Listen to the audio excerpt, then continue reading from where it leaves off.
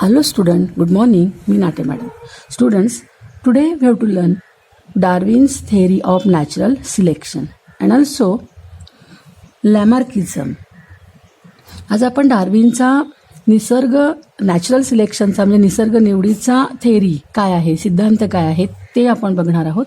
त्याचबरोबर लॅमार्क या सायंटिस्टनी सजीवांबद्दल ऑर्गॅनिझमच्या जगण्याबद्दल कोणती थेरी मांडलेली आहे ती म्हणजे लॅमार्किझम आपण पाहणार आहोत. आता डार्विननी काय म्हटलंय बघा. चार्लस डार्विन 1809 to 1882 या कालावधीमध्ये चार्लस डार्विनचा हा कालावधी होता आणि या कालावधीमध्ये त्यांनी एक थेरी मांडली, थेरी ऑफ नॅचरल सिलेक्शन. ही जी थेरी आहे ती कशाबद्दल आहे? सर्वायवल फिटेस्ट, म्हणजे जे सक्षम असतात ते जगतात. सर्वायवल फिटेस्ट म्हणजे काय? फिटेस्ट म्हणजे सक्षम आणि सर्वायवल म्हणजे जगतात. जे जगामध्ये जे सक्षम असतात ते जगतात, ही त्याची थेरी होती. त्यांनी त्याच्यासाठी एक बुक पब्लिश केलं, ओरिजिन ऑफ स्पेसिस हे त्यांनी बुक पब्लिश केलं. आता डार्विननी काय थेरी मांडलेली आहे आपण बघूया. आता ही थेरी बघण्याच्या आधी आपण एक छोटंसं उदाहरण बघूया की समजा आपली एक छोटीशी कुंडी घेतली आपण आणि त्या कुंडीमध्ये माती वगैरे टाकून त्या कुंडीमध्ये आपण खूप बिया टाकल्या आणि त्याला बरोबर व्यवस्थित पाणी वगैरे देऊन त्या बिया ज्या आहेत त्या रुजल्यानंतर त्या कुंडीमध्ये सगळीकडे त्या बियांच्यापासून रोपं छोटी छोटी तयार झाली आणि ती रोपं वाढू लागली. आता तुम्ही बघा, विचार करा किंवा तुमच्यापैकी बऱ्याच जणांना अनुभव पण असेल, त्या कुंडीमध्ये जवळ अशी रोपं आल्यामुळे काही दिवसांनी त्यातली काही रोपं आपोआप मरून गेली आणि काही रोपं मात्र जगली. म्हणून बघा, शेतकरी कधीही बी पेरताना जवळ बियाणं पेरत नाही, तर ते काय करतात, 2 बियांच्या मध्ये अंतर ठेवतात. आणि जर का तसं झालं, जवळ रोपं आली तर सगळी रोपं जगत नाही, काही रोपं जगतात, काही रोपं मरून जातात. तर असं का होतं? कारण की त्या मातीमध्ये जे काही न्यूट्रिशन्स आहेत, हे न्यूट्रिशन्स सगळ्या झाडांना मिळण्याच्या ऐवजी जे रोपं ती न्यूट्रिशन्स घ्यायला सक्षम असतात ते घेतात आणि बाकीच्यांना ते मिळू देत नाहीत. आणि जे सक्षम नसतात, जे ते करू शकत नाहीत, ते काय होतात, मरून जातात. तर हा निसर्ग निवडीचा सिद्धांत असा झाला की निसर्ग अशाच लोकांना जगवतो की जे लोक अशाच सजीवांना जगवतो की जे सजीव जगण्यासाठी सक्षम असतात. सर्वायवल फिटेस्ट, जे सजीव सर्वायवल फिटेस्ट म्हणजे जगण्यासाठी सक्षम असतात तेच काय होतात, जगतात. बाकीचे काय होतात, ऑर्गॅनिझम हे मरून जातात. ते हे जे आपण रोपांचं उदाहरण बघितलं, हे सगळीकडे संपूर्ण निसर्गामध्ये आपल्याला जाणवतं की जर एका विशिष्ट प्राण्यांची संख्या जर त्या परिसरात वाढायला लागली तर काही महिन्यांनी, वर्षांनी त्यातले प्राणी आपोआप मरायला लागतात आणि काही जगतात. कारण एकच की निसर्ग अशाच प्राण्यांना, अशाच सजीवांना निवडतो की जे जगण्यासाठी काय असतात, सक्षम असतात. सर्वायवल फिटेस्ट हा त्याचा काय थेरी आहे, थेरी ऑफ नॅचरल सिलेक्शन डार्विनची. आता ही थेरी कशी मांडली आहे बघा. Nature select only those organism which are fit to live. Nature selection, निसर्ग निवडतो अशाच सजीवांना की जे जगण्यासाठी लायक असतात, सक्षम असतात. जे सजीव जगण्यासाठी सक्षम असतात, लायक असतात, अशाच सजीवांना निसर्ग निवडतो. अँड द रेस्ट पेरिश म्हणजे काय? आणि बाकीचे, रेस्ट म्हणजे उरलेले, पेरिश म्हणजे मरतात आणि बाकीचे मरतात. म्हणजे जे सजीव जगण्यास लायक असतात ते जगतात, बाकीचे मरतात. Sustaining and selected organism can perform reproduction. जे जगलेले सजीव असतात, जगलेले निवडलेले जे सजीव असतात ते सजीव रिप्रोडक्शन करतात, म्हणजे पुनरुत्पादन करतात, नवीन जीव निर्माण करतात. And thereby give rise to new species with their own specific characters. आणि त्याच्यामुळे ते काय होतं, ते काय करतात, रिप्रोडक्शन करतात आणि नवीन सजीव निर्माण करतात. ह्या नवीन सजीवांमध्ये त्यांचे स्वतःचे काही विशिष्ट असे लक्षणं असतात. हा निसर्ग निवडीचा काय आहे, सिद्धांत आहे. नॅचरल सिलेक्शन थेअरी आहे. theory of natural selection. Nature selects only those organisms which are fit to live and rest perish. Sustaining and selected organism can perform reproduction and thereby give rise to the new species with their own specific characters. निसर्ग लायक असणाऱ्या सक्षम असणाऱ्याच सजीवांना निवडतो आणि बाकीचे मरतात. जगलेले आणि निवडलेले जे ऑर्गॅनिझम असतात ते रिप्रोडक्शन करतात आणि त्या नवीन कॅरेक्टर म्हणजेच लक्षणं असलेले जमाती जाती ते काय करतात निर्माण करतात. आता या नॅचरल सिलेक्शनचे जे ऑब्जेक्टिव्ह होते म्हणजे त्यांच्याबद्दल ऑब्जेक्शन्स होते. Objection were rise against theory. या थेअरीबद्दल काही ऑब्जेक्शन घेतले गेले. आता काय ऑब्जेक्शन होते बघा, तर natural selection is not the only factor responsible for evolution. एक ऑब्जेक्शन असा घेतला गेला की इव्हॉल्युशन होण्यासाठी नॅचरल सिलेक्शन हा एकच काही फॅक्टर नव्हता. नॅचरल सिलेक्शनच्या शिवाय आणखीनही काही फॅक्टर्स इव्हॉल्युशनला कारणीभूत झाले होते. हे ऑब्जेक्शन घेतलं गेलं. म्हणजे नॅचरल सिलेक्शन हे काही इव्हॉल्युशनसाठी एकमेव कारण नाही आहे असं ऑब्जेक्शन घेतलं गेलं. दुसरं ऑब्जेक्शन काय घेतलं गेलं, Darwin did not mention any explanation about useful and useless modification. डार्विनने निरुपयोगी आणि उपयोगी जे चेंजेस झाले त्याचं एक्सप्लेनेशन काही दिलं नाही. युजफुल अँड युजलेस मॉडिफिकेशन म्हणजे उपयोगी आणि अनुपयोगी चेंजेस मॉडिफिकेशन बदलांचं एक्सप्लेनेशन डार्विनने दिलं नाही. तिसरं ऑब्जेक्शन काय घेतलं, there is no explanation about slow change and abrupt changes. सावकाश होणारे बदल, स्लो चेंजेस सावकाश होणारे आणि ॲब्रूट चेंजेस म्हणजे एकदम होणारे अचानक होणारे बदल याचा उल्लेख कुणी केला नाही, डार्विनने केला नाही. जे बदल सावकाश झाले आणि जे बदल अचानक झाले याचं एक्सप्लेनेशन यांचा उल्लेख डार्विनने केला नाही या सिद्धांतामध्ये. असे ऑब्जेक्शन डार्विनच्या नॅचरल सिलेक्शन थेअरी बाबत घेतले गेले. आता जसं डार्विननी ही थेअरी मांडली तशी लॅमार्क बाप्टिस्ट या सायंटिस्टनी सुद्धा एक थेअरी सांगितली, एक सिद्धांत सांगितला. तर तो काय सिद्धांत आहे, त्या सिद्धांताला काय म्हटलं गेलं, लॅमार्किझम म्हटलं गेलं. लॅमार्किझम म्हणजे लॅमार्कवाद. तर लॅमार्किझम म्हणजे काय, त्यांनी काय सांगितलं बघा, यूज ऑर डिसयूज ऑफ ऑर्गॅन्स.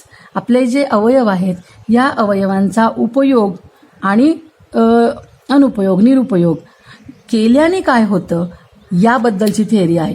म्हणजे आपल्या शरीराचा एखादा पार्ट वापरला गेला तर काय होतं आणि नाही वापरला गेला तर काय होतं याबद्दलची थेअरी.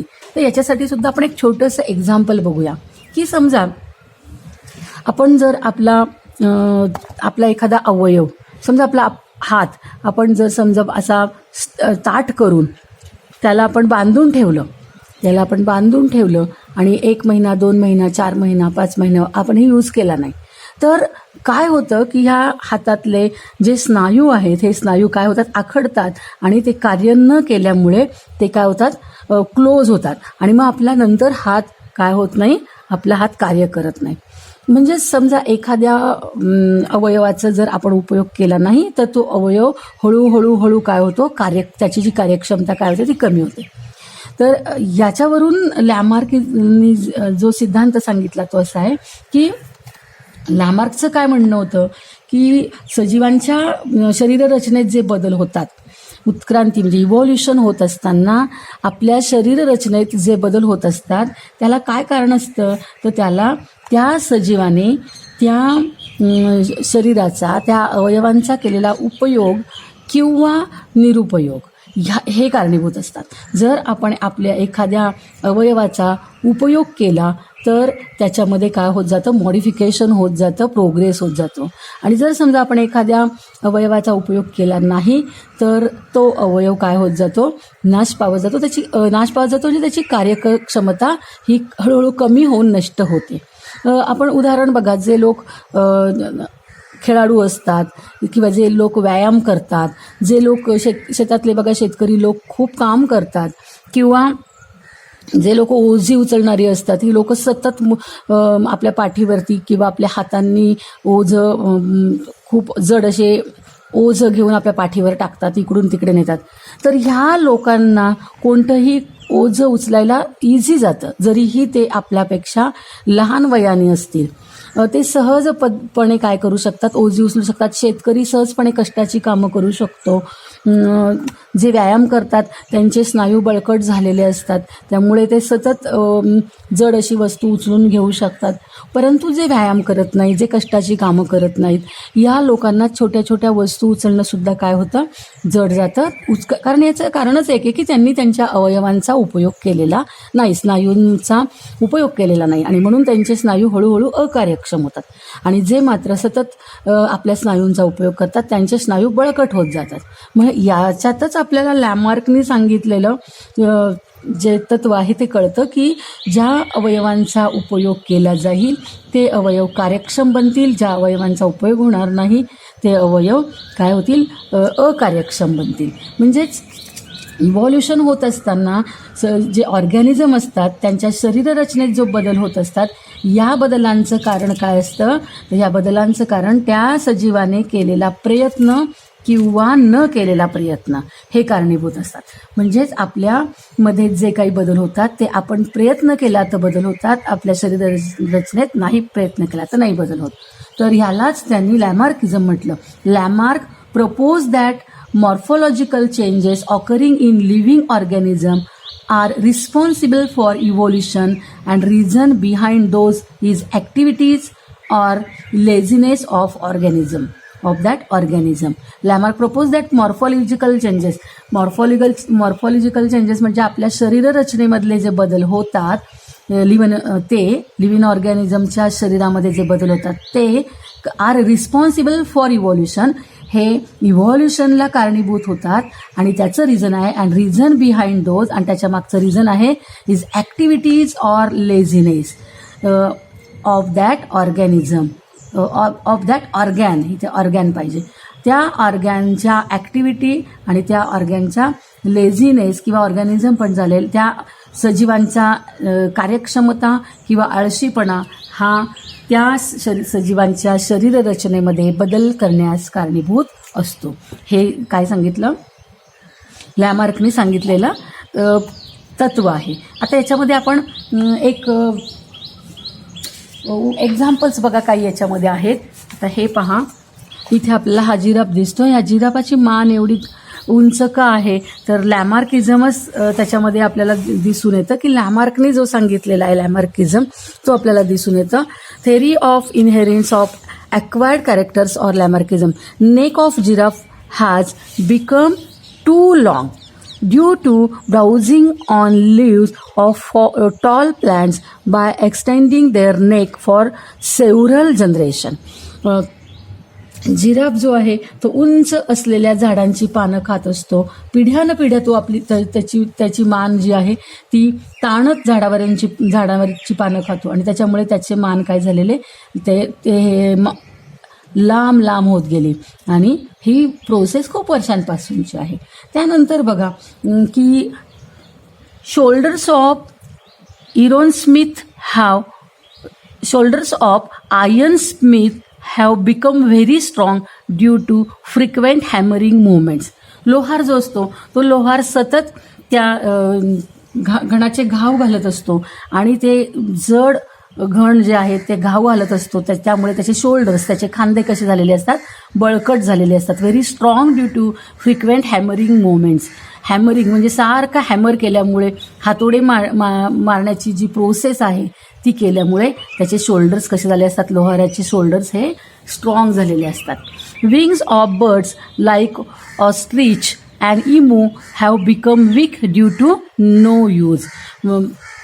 ऑस्ट्रिच आणि इमू हे जे पक्षी आहेत, म्हणजे शहामृग आणि इमू, ऑस्ट्रिच म्हणजे शहामृग आणि इमू हा शहामृगासारखाच एक प्राणी असतो, पक्षी असतो. ह्या दोघी पक्ष्यांचे जे विंग्ज आहेत, पंख आहेत, हे पंख काय झालेले असतात, वीक झालेले असतात. का? कारण ते त्याचा यूजच करत नाही, ड्यू टू नो यूज.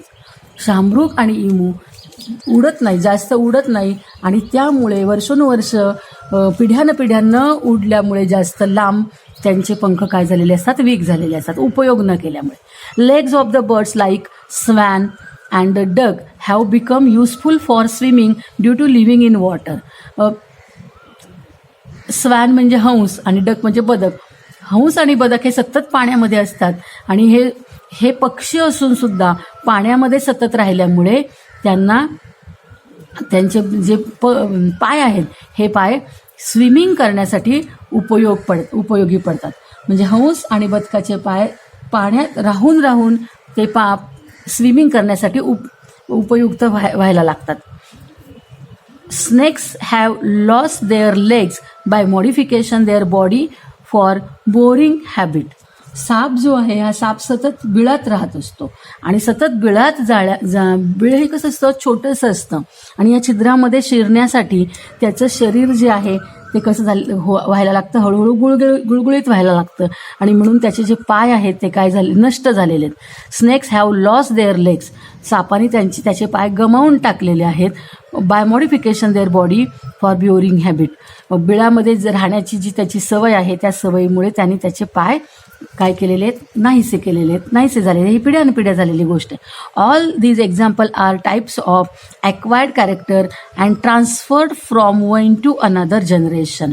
म्हणजे हे सगळी उदाहरणं आपल्याला काय दाखवतात की एखाद्या प्राण्याच्या शरीराला जे कॅरेक्टर्स, एखाद्या प्राण्याला जे सजीवाला जे कॅरेक्टर्स मिळालेले असतात आणि हे कॅरेक्टर्स त्याच्या सवयींमुळे मिळाले असतात आणि हे कॅरेक्टर तो काय करतो, पुढच्या जनरेशनमध्ये ट्रान्सफर करत असतो.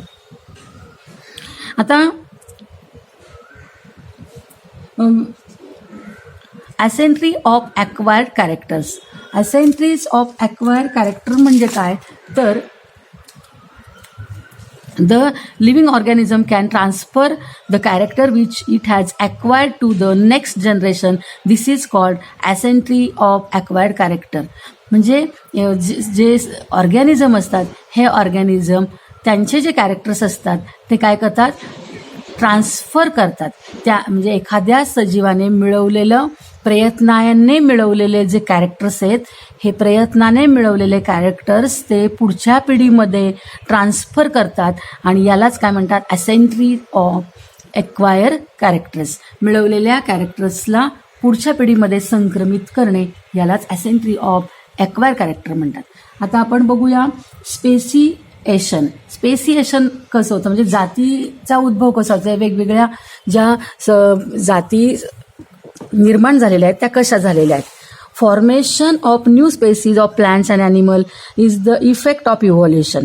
म्हणजे आपण जर आपल्या आजूबाजूला बघितलं तर वनस्पती आणि प्राण्यांच्या अनेक स्पेसीज म्हणजे आपल्याला जाती दिसून येतील आणि ह्यांची फॉर्मेशन जे झालेलं आहे हे कशामुळे झालेलं आहे तर इव्हॉल्युशनचा हा इफेक्ट आहे. इव्हॉल्युशन होत असल्यामुळे नवीन स्पेसीज प्लांटच्या आणि ॲनिमलच्या फॉर्म झालेल्या आहेत.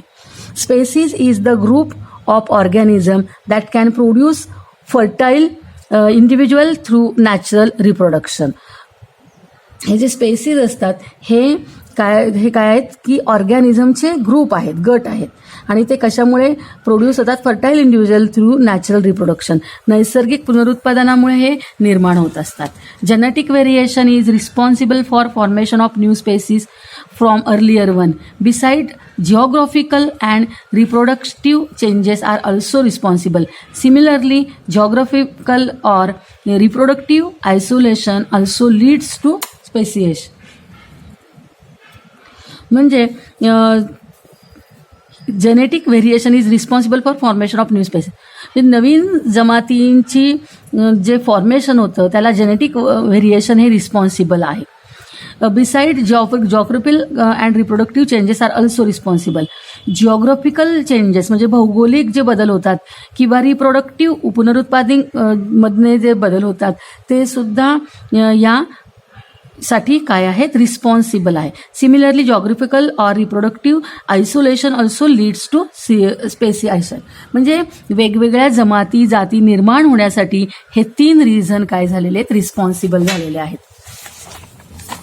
आता आपण ह्युमॅन इव्होल्युशन कसं झालं बघूया.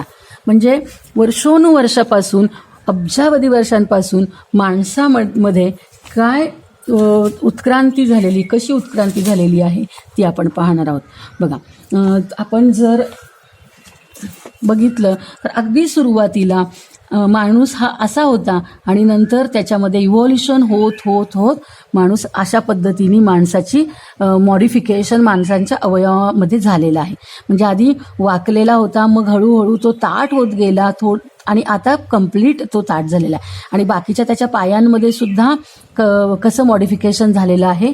तर हे काही एका वर्षामध्ये किंवा काही 100 वर्षात झालेला बदल नाही आहे, तर 7 crore years ago last dinosaurs disappeared at that time monkey like animal are evolved. म्हणजे 7 करोड वर्षापूर्वी माकडासारखा एक प्राणी बघायला होता आणि तो इव्हॉल्व झाला. आत्तासुद्धा माकडं आहेत, परंतु काही माकडांमध्ये बदल होत होत ते माणसांमध्ये इव्हॉल्युएट झालेले आहेत. 4 crore years ago tail of these monkey like animals of Africa is disappeared.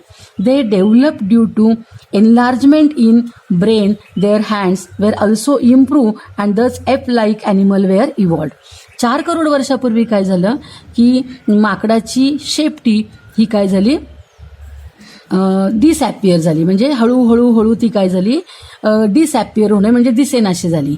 ती कमी कमी होत गेली, तिचा नाश होत गेला. They develop due to enlargement in brain. त्या माकडाच्या ब्रेनमध्ये काय होत गेला, डेव्हलपमेंट होत गेली. Their hands were also improve. त्यांच्या हातामध्ये इम्प्रूव्हमेंट झाली. The ape like animal were evolved. म्हणजे माकडापासून एप तयार झाला. एप म्हणजे काय, तर आदिमानव. आदिमानव जे आहेत हे आदिमानव तयार झाले 4 करोड वर्षापूर्वी. Meanwhile, these ape-like animals reached to South and Northeast Asia, finally evolved into gibbon and organtuan. म्हणजेच हे जे एप होते, आदिमानव होते, हे कुठे साऊथ आणि नॉर्थ ईस्ट आशियाकडे गेले. म्हणजे जर आपण पाहिलं तर त्यांच्यामध्ये बघा कसा बदल झाला.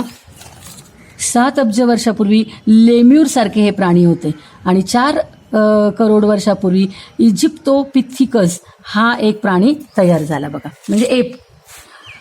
आता त्याच्यानंतर इव्हॉल्युशन झालं. 2.5 crore year remaining ape like animal stay in Africa and form the gorilla and chimpanzees. म्हणजे 2.5 करोड वर्षापूर्वी जे उरलेले एप लाईक होते, म्हणजे आदी मानव होते, ते आफ्रिकेतच राहिले आणि त्यांच्याकडून गोरिला आणि चिंपांझीज, आपण गोरिला आणि चिंपांझीजला माकडच म्हणतो, हे गोरिला आणि चिंपांझीज तयार झाले. पण हे गोरिला आणि चिंपांझीज हे मंकीपेक्षा मॉडिफाय झालेले होते. ते जवळजवळ माणसाप्रमाणे वागणारे असे होते. 2 करोड वर्षापूर्वी काय झालं, 2 crore years ago first human like animal with erect posture which hand have evolved. 2 crore वर्षापूर्वी जे ह्युमॅन लाईक म्हणजे माणसासारखे माणूस सदृश्य प्राणी होते, ते त्यांचे हात वापरायला लागले. About 40 lakh years ago first human like animal Ramapithecus नावाचा पहिला माणूस 40 लाख वर्षापूर्वी निर्माण झाला. Ape evolved and grow up in size and become more intelligent. बघा, हा जो प्राणी आहे रामापिथिकस हा 40 लाख वर्षापूर्वी असा निर्माण झाला आणि तो त्याचा ब्रेनचा जास्त वापर करायला लागला. हा इंटेलिजंट होता. हा कसा होता, Ramapithecus is intelligent first human. Okay. नंतर काय झालं बघा, अबाउट 20 लाख इयर्स 20 लाख वर्षापूर्वी स्किल्ड ह्युमॅन डेव्हलप म्हणजे कौशल्य असलेला माणूस निर्माण झाला. म्हणजे तो त्याच्या हातांचा उपयोग करू लागला, स्किल्ड वापरू लागला. About 15 lakh years ago human walking with erect posture was evolved. It may have excited in China and Indonesia. 15 lakh वर्षापूर्वी माणूस जो आहे तो चायनामध्ये ताठ चालायला लागला.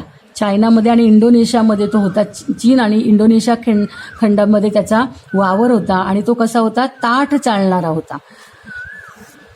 कुठे गेलो आपण, 15 लाख. हां, याच we have human walking erect posture. Erect posture म्हणजे तो ताठ चालायला लागला.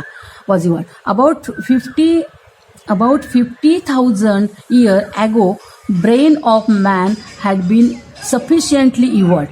50 वर्षापूर्वीचा जो माणूस होता त्याचा जो ब्रेन होता तो पुरेसा सफिशियंटली इव्हॉल्ड म्हणजे पुरेसा तो काय झाला इव्हॉल्यूट झालेला होता, उत्क्रांत झाला. The extent that it homo sapiens, त्यांना होमो सॅपियन्स असं म्हटलं गेलं. बुद्धिमान होमो सॅपियन म्हणजे तो बुद्धिमान माणूस होता. 50,000 वर्षापूर्वीचा जो माणूस होता तो बुद्धिमान माणूस होता. Neanderthal man can be considered as the first example of wise man. जो निअँडरथॉल मानव हा होता, हा पहिला बुद्धिमान माणूस होता. वाईज मॅन म्हणजे बुद्धिमान शहाणा माणूस होता. The Cro Magnon man evolved about 10,000 years ago. Wise man started to practice the agriculture. It started to rear the cattle herds.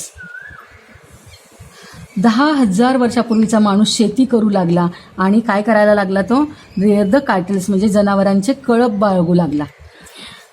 About 5,000 ago, art of writing was invented.